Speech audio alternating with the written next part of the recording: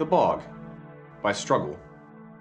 I don't really remember applying the paint or what bin I placed my clothes and belongings in, but I do remember the chill stepping out of the yurt. Richard had his bear mask on when I was snapped back to reality by the cold. Sister Fox, allow me to officially welcome you to this year's bog. Thank you, Brother Bear, I said, but the words felt less like my own and more like an automatic response. You'll want a center seat around the fire, I imagine, and we'd insist anyway, he said, scanning me up and down. His wandering eyes caused me to look myself over in self-conscious wonder and doubt. I don't know how I could have walked out of the yurt without a top on. I'd never even sunbathed topless before. This was far flashier than I'd ever dared, but my instinct to cover up and dash back into the yurt was replaced by a serene boldness I didn't know I had.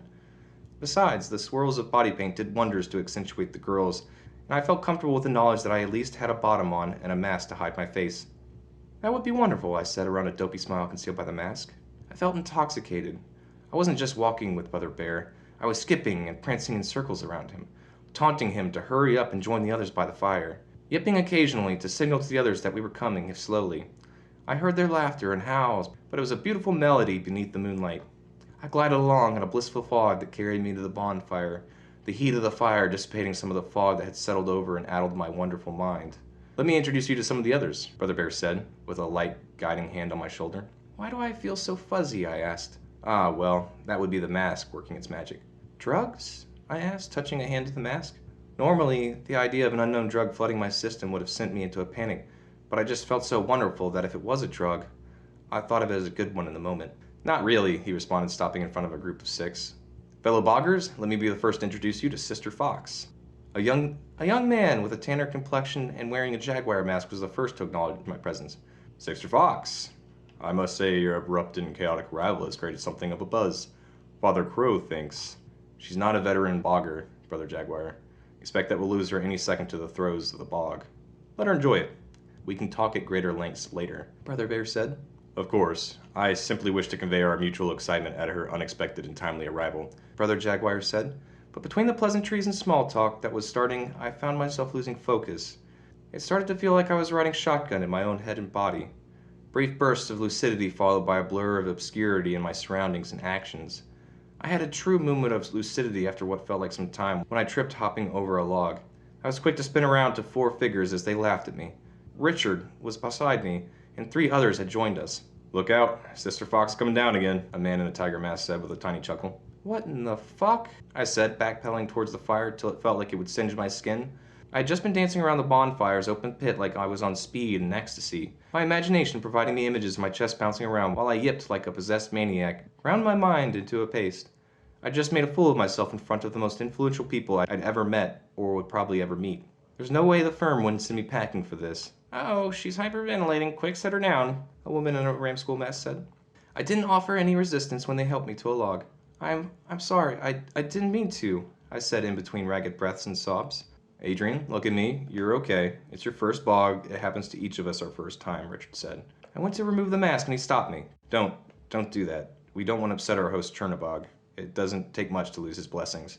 Chernabog? I asked, covering my chest and trying to curl into myself on the log. The dark god and one of our hosts. He makes the masks, Richard said. Well, don't freak her out. She just came down, the older woman rubbing my shoulders in a cobra mask said. She came around and lightly pushed Richard out of the way. Adrian, is it? I nodded mutely. My name's Penelope Gray. We were having a conversation a moment ago. Do you remember it? I think I was telling you how you were one of my favorite painters. Is that really you? In the flesh, Penelope said and laughed as she gestured at her complete lack of any articles save the mask. I think I remember her making the same joke a moment ago, or perhaps longer. It was a good thing she went into art and not comedy. I also didn't want to judge, but with so much of her at eye level, it was clear the years hadn't been kind to her assets. If she cared what I was staring at, she didn't show it. Wait, I remember now. Were you serious about needing a new lawyer? I asked, looking back into the eyes behind the snake mask.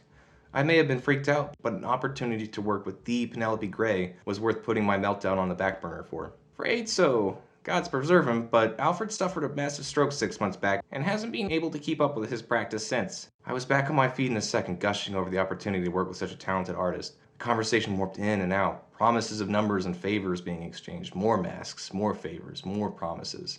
Sweet, sweet promises of power and opportunity, all for this clever fox to take. I don't know how I got here, but I didn't care as I stood on the edge of a rock that jutted out over a forested valley below. I wasn't a woman, but a fox, sly and intelligent, sleek and wily.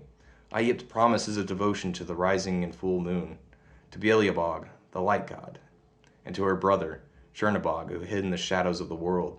I bowed my head till my nose touched stone, hoping they'd see my prostration for what it was, absolute and complete devotion. I was theirs and they were mine, and I would make the necessary sacrifice for their blessings. It was like a fading dream as I stepped back into the clearing from the tree line. An odd sensation of both exhaustion and alertness settled over me. I was satisfied with the deal I'd struck, the favor they showed me, and the favor I'd owed them. Back from your midnight excursion? Brother Bear asked when I was within spitting distance of the others gathered expectantly around the pyre, perhaps knowing of the communion I'd just taken part in. Yeah, that was... I don't have the words for it. You just need one word. Bog, he said with a knowing laugh. Right, it was certainly that. I'm ready to give them what I promised. Straight to it, huh? Braver than I was. Well, I suppose the sooner it's over, the quicker we can enjoy the rest of the night. Brother Bear said. I didn't have to do anything except take my place outside the pit. Everyone else lining up along a path to what I now knew was the bog-bone obelisk. What I now knew was a sacrificial altar. Brother Bear didn't line up and instead handed me a dagger. There weren't any drums or special chants, just an encouraging whisper of sister, as I passed each row of boggers.